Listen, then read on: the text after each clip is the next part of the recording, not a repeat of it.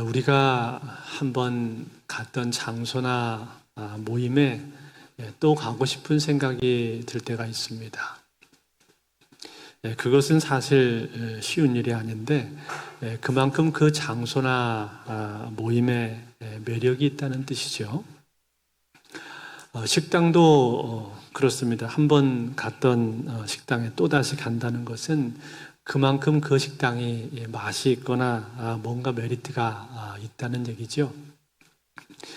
저는 주로 점심 때 우리 교육자들하고 같이 밥을 먹으러 가는데 저희가 주로 가는 식당은 거의 정해져 있습니다. 주로 가는 곳이 순댓국, 추어탕, 돌솥 비빔밥, 어쩌다 돈가스, 또 그 다음 주가 되면 순댓국, 추어탕, 돌솥 비빔밥, 어쩌다 돈가스, 가끔 김치찌개.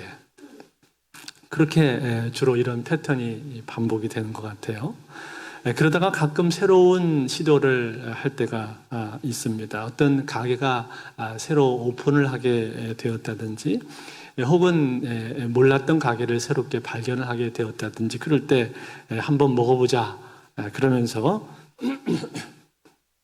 그 가게를 들어가게 되는데 그 식당을 가면요 거의 그날로 즉시 이 집을 다시 또 올 것인가 오지 않을 것인가 하는 것이 거의 그날 바로 결정이 되어버립니다. 지난번에도 한번 이쪽에 있는 뚝배기 집을 오픈을 해서 한번 간 적이 있었는데 그날도 그 즉시 바로 결정이 됐습니다. 그리고 그 뒤로는 한 번도 가지 않았습니다. 이처럼 한 번 갔던 곳을 또다시 온다라는 것은 쉬운 일이 아닙니다. 그런데 여러분 이것은 교회도 마찬가지입니다. 교회의 모임에 한 번 왔는데 그 모임에 또다시 오고 싶다? 이것은 쉬운 일이 아닙니다. 다시 오고 싶다라는 것은 뭔가 거기에 특별한 매력이 있다라는 얘기죠. 매력이 없다면 아마 다시 오고 싶지 않을 것입니다. 그렇다면 여러분 어떻게 하면 이 교회 공동체가 매력 있는 곳이 될 수가 있겠습니까? 한 번 왔는데 또 다시 오고 싶은 그런 모임이 되려면 과연 우리 공동체 안에 어떤 요소들이 필요하겠습니까? 오늘 우리가 읽은 이 본문 히브리서에서는 기독교 공동체가 매력 있는 공동체가 되기 위해서 필요한 것이 무엇인가? 무엇이 있어야 매력적인 공동체가 될 수 있는가 하는 부분들에 대한 해답을 우리에게 주고 있다고 생각을 합니다. 그래서 오늘 저는 여러분들과 함께 이 본문을 살펴보면서 어떻게 하면 우리 공동체가 더 공동체다운 공동체가 될 수 있을 것인가, 어떻게 하면 더 매력적인 공동체가 될 수 있을지를 함께 생각을 해보면서 은혜를 받기를 원합니다. 먼저 오늘 24절에서는 우리에게 이렇게 말을 해주고 있습니다. 24절에 보니까 서로 돌아보아 사랑과 선행을 격려하며, 서로 돌아보라고 말을 했죠. 이 말은 서로가 서로에게 관심을 가지라는 뜻입니다. 그러면서 격려하라 그렇게 말을 했는데 특별히 두 가지를 격려하라 그렇게 말을 하고 있습니다. 무엇입니까? 하나는 사랑이고 또 하나는 선행입니다. 사랑과 선행, 이 두 가지를 격려하라고 말을 했다 이 말이에요. 그러면 먼저 사랑을 격려하라 그렇게 말을 했는데 사랑을 격려한다는 말이 무슨 뜻입니까? 사랑을 격려한다라는 말은 사랑이 더 많아지고 더 풍성해지고 공동체 안에서 더 활성화되도록 그렇게 하라라는 이야기입니다. 즉 전반적인 공동체의 분위기가 사랑의 분위기가 되도록 그렇게 하라라는 이야기죠. 그렇다면 여러분 이러한 사랑의 분위기가 되도록 하기 위해서는 먼저 이 사랑이 무엇인지를 우리가 알아야 될 텐데 여러분 사랑이 무엇입니까? 어떤 사람은 사랑이 무엇냐고 물으신다면 눈물의 씨앗이라고 말하겠어요. 그렇게 노래를 하는 사람도 있었고, 또 네이버 국어 사전에 보니까 사랑을 정의하기를 어떤 사람이나 존재를 몹시 아끼고 귀중히 여기는 마음, 그렇게 정의를 해 놓았더라고요. 어떻게 정의하든지 다양한 정의를 우리가 할 수가 있을 텐데, 그런데 저는 이 사랑이라고 했을 때 이 사랑이라는 말 안에는 꼭 두 가지 요소가 있어야 한다라고 생각을 합니다. 그것은 무엇인가 하니, 첫 번째는 용납입니다. 용납. 받아들이는 것이죠. 만약에 상대방을 받아들이는 마음이 없다면 그러면 우리는 사랑할 수 없을 것입니다. 사랑이라는 것은 먼저 상대방을 받아들이는 마음에서부터 시작이 되는 겁니다. 그래서 성경에 보면은 로마서 15장 7절에 이런 말씀이 나옵니다. 그러므로 그리스도께서 우리를 받아 하나님께 영광을 돌리신 것 같이 너희도 서로 받으라. 뭐라고 했습니까? 너희도 서로 받으라. 받아들이라. 라는 이야기죠. 즉 있는 모습 그대로의 서로를 받아들이라는 얘기입니다. 여러분, 사람들은 다 다르지 않습니까? 생김새도 다르고 성격도 다르고 생각도 다르고 기질도 다르고 자라온 환경도 다릅니다. 다 다르게 생겨먹은 그런 사람들인데 그 다른 사람들 가운데서 그 다름을 받아들이라라는 거예요. 받아들이지 않으면 어떻게 될까요? 아예 처음부터 이 사랑은 시작되지가 않는 것입니다. 여러분, 오늘날 사람들이 자꾸만 이혼을 하는 이유가 무엇입니까? 상대방을 받아들이지 않기 때문에 그런 것이죠. 좋은 점, 상대방의 괜찮은 점, 좋은 점만 받아들이고 싶고 상대방의 연약한 점, 부족한 모습은 받아들이고 싶지가 않은 거예요. 허물은 싫습니다. 그래서 자꾸만 관계가 깨지는 것 아닙니까? 그런데 모든 사람들은 다 허물이 있단 말이에요. 허물이 없는 사람이 이 세상에 어디 있겠습니까? 지난주에 저희 집에서 한번 난리가 난 적이 있었습니다. 제가 새벽 예배를 마치고 설교 준비를 하고 집에 들어갔는데 글쎄 온통 집안 안에 끓음 냄새가 막 진동을 하고 있는 거예요. 알고 봤더니 제 아내가 냄비를 태운 겁니다. 그 냄비 안에 아주 맛있는 다슬기 국이 들어있었는데 그 다슬기 국이 그만 새카맣게 다 타버린 거예요. 그래서 아마 급하게 환기를 시킨다고 창문을 열어놓고 그리고 아내는 출근하고 없었습니다. 2층에 올라가 봤더니 2층에서 저희 아들이 자고 있는데 2층에도 냄새가 막 꽉 껴서 진동을 하고 있더라고요. 그래서 창문을 열어놓고 이제 아이 학교 가야 되니까 깨워서 대충 먹여서 학교를 보냈습니다. 그리고 하여튼 창문이란 창문은 다 열어놓고 출근을 했는데 점심에 밖에서 밥 먹고 양치하러 집에 들어와 보니까 그때도 냄새가 그대로 있더라고요. 그리고 또 나갔다가 저녁 때 들어왔는데 그때도 냄새가 안 빠지고 그대로 냄새가 들어있는 거예요. 그래서 이걸 어떻게 하나 생각하면 생각할수록 화가 막 나는 겁니다. 그래서 들어오기만 해봐라. 그러고 있는데 저녁 때 아내가 들어왔어요. 들어오자마자 저한테 하는 말이 미안하다고 저한테 사과를 하더라고요. 자기가 깜빡 잠이 들었다는 거예요. 새벽 예배에 와서 기도하고 집에 갔는데 국을 데핀다고 가스불을 켜놓고는 깜빡 잠이 들었다는 거예요. 그 바람에 이제 새카맣게 다 타버린 거죠. 제가 그 얘기를 듣는데 좀 치근한 마음이 들더라고요. 그래, 오죽 피곤했으면 그랬을까. 그 생각과 동시에 한 가지 떠오른 생각이 있었는데 그게 뭐냐면은 바로 몇 달 전에 제가 한번 크게 잘못한 일이 있었거든요. 제가 실수로 돈을 잃어버렸습니다. 제가 자세히 설명할 수는 없는데 아무튼 꽤 큰 돈을 제가 잃어버렸어요. 순전히 제 실수와 제 잘못으로 이제 돈을 잃어버린 겁니다. 그래서 사실 그날 제가 밤에 그 일 겪고 나서 침대에다가 머리를 쳐박고 막 괴로워하고 있었는데 근데 그때 그날 제 아내가 저를 탓하지를 않았거든요. 오히려 저를 위로해 주면서 돈보다 당신이 더 중요해.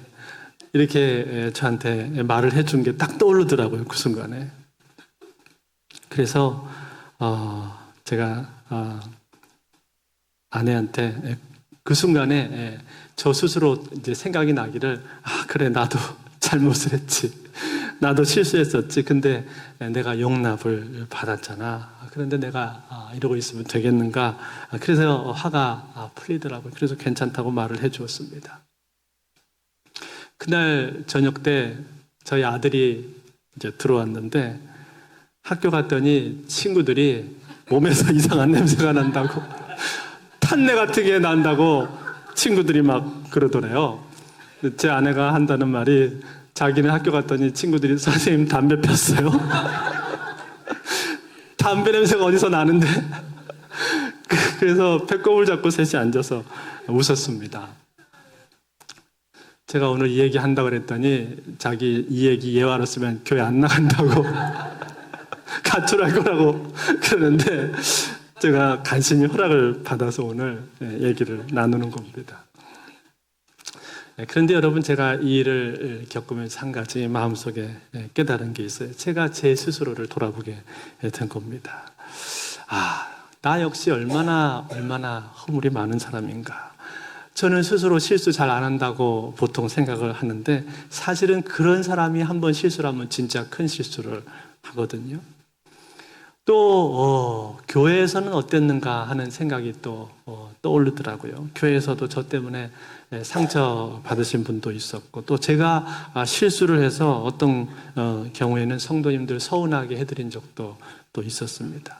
그리고 제 잘못을 해서 교회가 곤란해졌던 적도 생각이 나더라고요. 그러면서 그런 것들이 다 생각이 나니까, 내가 얼마나 많은 용납을 받으면서 살고 있는가. 만약에 그러한 용납이 없었더라면 내가 오늘 이 자리에 있을 수가 있었겠는가. 그렇게 나를 용납해주는 분들이 계셨기 때문에 내가 오늘 이 자리에 있는 거지. 그러한 생각이 들었습니다. 사랑하는 성도 여러분, 그렇습니다. 사랑은요, 용납하는 것입니다. 상대방의 장점과 매력과 그리고 좋은 점만 취하려고 하는 것이 사랑이 아니라, 상대방의 단점과 허물 그리고 부족함을 보게 되었을 때 그것까지도 내가 받아들이는 것, 그것까지도 용납하는 것, 그것이 바로 사랑인 것입니다. 그러므로 여러분, 용납하실 수 있기를 바랍니다. 그렇게 하기 위해서 어떤 면에서는 인내가 필요할 겁니다.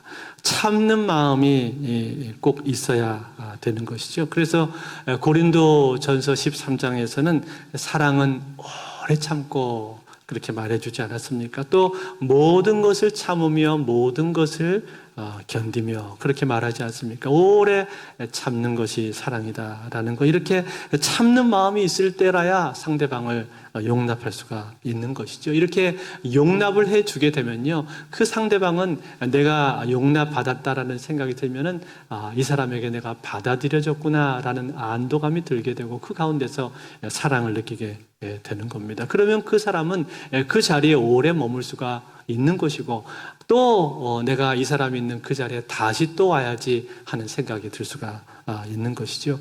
그런가요? 하면 여러분, 두 번째입니다. 두 번째로 사랑은 무엇입니까? 사랑은 저는 기대라고 생각을 합니다. 뭐라고요? 기대입니다. 기대. 즉 상대방에 대해서 기대한다는 거죠.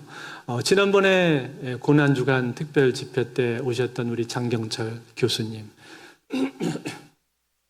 우리 장경철 교수님께서 하셨던 말씀 중에서 참 인상적인 말씀이 하나가 있었습니다. 그것은 무엇이냐면 바로 계시적인 칭찬이라는 말씀을 해주셨는데요. 기억나십니까? 계시적인 칭찬이라는 것은 그 사람의 현재의 모습만을 칭찬을 하는 것이 아니라 앞으로 되어질 그 사람의 모습을 상상하면서 칭찬해 주는 것을 계시적인 칭찬이다, 그렇게 말을 한다고 했었습니다. 너는 잘 될 것 같다. 너는 앞으로 가능성이 많은 것 같다. 이 부분을 잘 개발하면 너는 훌륭한 사람이 될 거야. 너만이 드러낼 수 있는 하나님의 영광이 있는 것 같다. 이렇게 말을 해준다는 거죠. 이것을 계시적인 칭찬이라고 말을 했습니다. 마치 그것처럼 상대방의 미래의 모습을 기대해 준다라는 거죠. 여러분, 우리가 자녀들을 키울 때도 마찬가지 아닙니까? 너는 잘 될 거야. 너는 잘 될 수밖에 없어. 너는 매사에 성실하니까 성공할 거야. 엄마 아빠가 너를 위해서 늘 기도해 주니까 너는 잘 될 거야. 이렇게 말해 주는 것. 이렇게 말해 주는 게 뭡니까? 이게 그 아이를 기대해 주는 겁니다. 이게 기대입니다. 그런데 반대로 너에게 실망했다. 네가 하는 게 그렇지 뭐. 너는 늘 그 모양이냐. 이렇게 말을 한다면 이것은 전혀 기대해 주는 것이 아닙니다. 여러분, 기대하지 않으면요, 기대하지 않는 그 자리에는 사랑도 있을 수가 없는 겁니다. 만약에 누군가 나에게 말을 했는데 이 사람이 나한테 나는 당신을 기대할 수 없습니다. 나는 더 이상 당신을 기대하지 않습니다. 그렇게 말을 한다면 여러분, 그게 어떻게 느껴집니까? 그 말은 나는 당신을 사랑하지 않는다 하는 말하고 똑같은 말입니다. 사랑은 무엇인가? 사랑은 기대해 주는 거예요. 그래서 고린도전서 13장 사랑장에서는 사랑에 대해서 말할 때 사랑은 모든 것을 바라며 모든 것을 바란다 그렇게 말했습니다. 바라본다, 기대한다는 말 아닙니까? 기대해 주는 것, 이것이 바로 사랑이라는 거예요. 이처럼 여러분, 우리가 누군가를 향해서 용납을 해주고 누군가를 향해서 기대를 해준다면 그 공동체는 사랑의 공동체입니다. 사랑의 공동체라고 우리가 말을 할 수가 있는 것이죠. 사랑하는 성도 여러분, 오늘 우리 공동체는 어떻습니까? 우리 공동체는 사랑이 있습니까? 사랑이 있는 공동체는 서로 용납합니다. 사랑이 있는 공동체는 상대방을 향해서 기대를 해줍니다. 용납과 기대, 이 두 가지가 있을 때 공동체는 사랑의 공동체가 되는 것입니다. 그리고 그러한 공동체야말로 사람들이 계속 오고 싶은 공동체가 되는 것이죠. 그러므로 사랑하는 성도 여러분, 오늘 우리는 우리 공동체가 사랑의 공동체가 될 수 있기를 바랍니다. 사랑을 격려하는 그러한 공동체가 되기를 바랍니다. 그러기 위해서 서로를 용납해 주시고 그리고 서로를 향해서 기대하시기를 바랍니다. 그런가 하면 큰 두 번째입니다. 큰 두 번째로서 우리가 공동체가 다시 또 오고 싶은 매력적인 공동체가 되기 위해서 필요한 두 번째 요소는 무엇입니까? 그것은 선행이라고 오늘 성경이 말을 해주고 있죠. 24절에서 선행을 격려하며 그렇게 말을 했잖아요. 여러분, 선행을 격려한다라는 이 말이 무슨 뜻일까요? 선행을 격려한다, 이 말은요, 선행이 점점 더 많아지고 일반화되어서 이제는 여러 사람들이 선행을 하는 그러한 분위기가 된다, 그런 뜻입니다. 제가 안식년으로 미국에 1년 가 있을 때가 있었는데 그때 저희 부모님들이 미국에 잠시 방문차 오신 적이 있었습니다. 하루는 저희 아버지하고 같이 산책을 나간 적이 있었는데 아침에 조깅을 하는 사람들이 많이 있었습니다. 그 길은 그냥 산책할 수 있도록 되어 있는 자연적인 동산 내지는 야산처럼 되어 있는 그런 길이었어요. 그런데 거기 미국인들이 조깅을 하면서 달리기를 하는데 이렇게 조깅을 하다가 중간에 바닥에 이제 물병, 페트병이 떨어져 있었는데 그걸 보더니 갑자기 딱 멈추더니 그거를 손에 들고 다시 뛰어서 가더라고요. 그런 모습을 몇 차례 봤습니다. 그러면서 저희 아버지께서 저한테 하시는 말씀이, 야, 미국 사람들 정말 대단하다. 미국이 그냥 된 게 아니구나. 그런 말씀을 저한테 하셨습니다. 무슨 뜻이었을까요? 그 사람들 사이에서는 그것이 일반적인 일이라는 거예요. 그거의 보통의 모습이다라는 거예요. 즉 선행의 분위기가 그 가운데 되어 있는 것입니다. 기부를 하는 것도 분위기가 되어 있고 또 길을 가다가 앞 사람하고 부딪힐 것 같으면 즉시 그 자리에서 멈춰서 기다리는 것도 분위기가 되어 있고요. 바닥에 쓰레기가 떨어져 있으면 그것을 줍는 것도 분위기가 되어 있습니다. 다시 말해서 선행의 분위기가 되어 있다는 거예요. 그것이 무엇입니까? 그것이 바로 선행을 격려하는 그러한 모습이 되는 것입니다. 이처럼 여러분, 선행을 격려하는 분위기가 되면요, 그 공동체는 매력 있는 공동체가 될 수밖에 없는 것입니다. 그런데 여러분, 이처럼 선행을 격려를 하기 위해서 우리에게 꼭 필요한 두 가지가 있다고 저는 생각을 합니다. 그것은 무엇입니까? 한 가지는 섬김이고요, 또 한 가지는 배려입니다. 섬김과 배려, 이 두 가지가 있다면 그 공동체는 선행의 격려가 될 수 있다라고 저는 생각을 합니다. 먼저 여러분, 섬김에 대해서 생각을 해보기를 원합니다. 여러분, 섬김이라고 하는 것이 무엇입니까? 섬김은 내가 낮아지는 것이죠. 낮은 곳에서 수고하는 것, 낮은 곳에서 봉사하는 것, 이게 바로 섬김 아닙니까? 예수님께서 어느 날 말씀을 하셨잖아요. 요한복음 13장 14절에 보면은 이런 말씀을 제자들에게 하셨는데, 우리 한번 같이 읽어볼까요? 13장 14절 같이 읽습니다. 시작. 내가 주와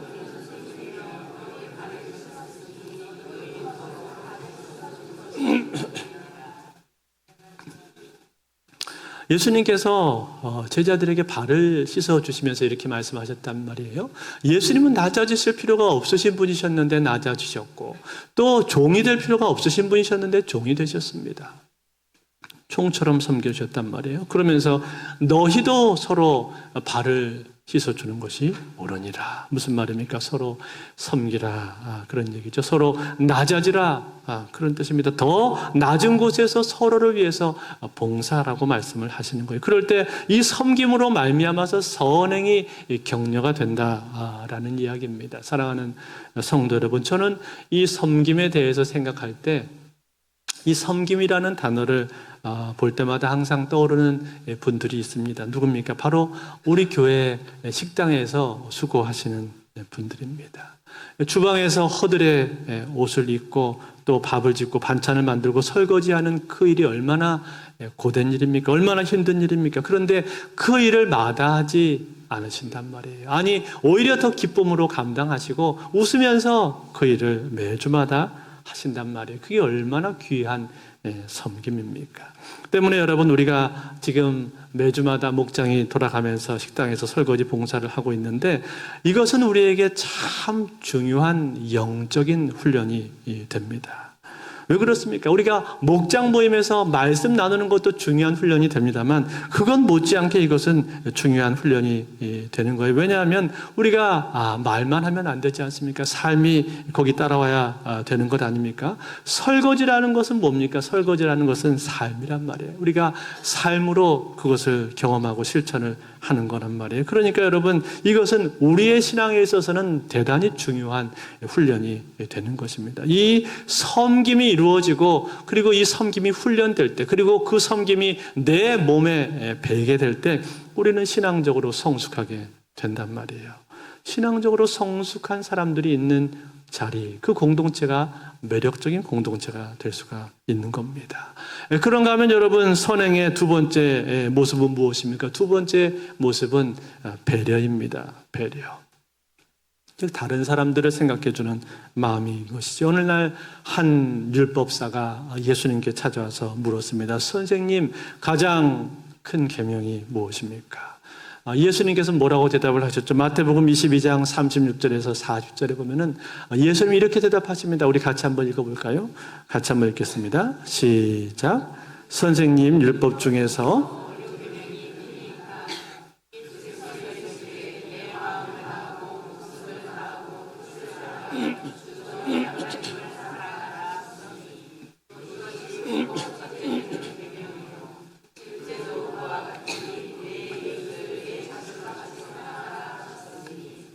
이 두 계명이 온 율법과 선지자의 강령이니라.